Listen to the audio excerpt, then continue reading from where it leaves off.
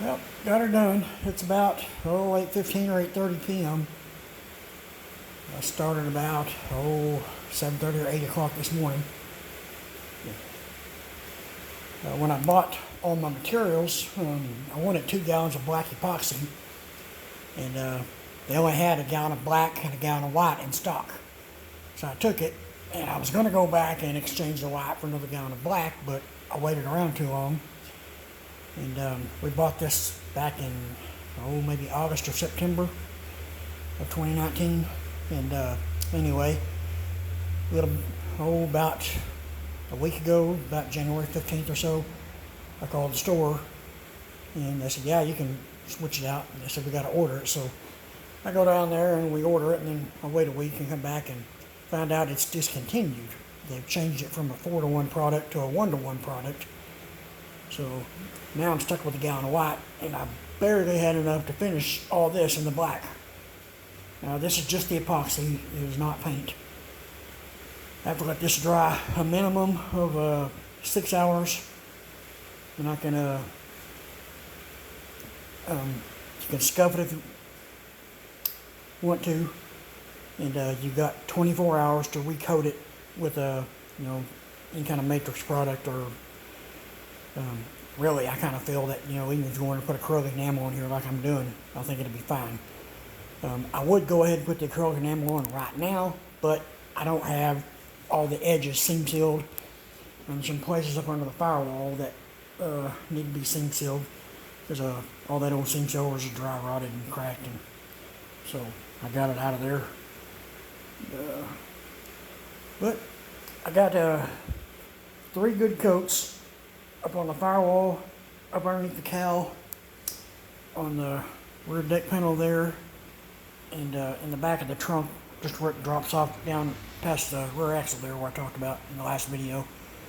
And I stopped right about there, and I had about a half quart left, and I'd mixed it 4-to-1 with no reducer. And I thought, well, I got a half quart and I got to do all this. It's not enough, so I added 25% reducer just to make it as a sealer. That's really a thin coat, so I put a double coat around the edges where I got a seam seal at. So I'm going to read and see if I can just stick the seam sealer right over the top of it.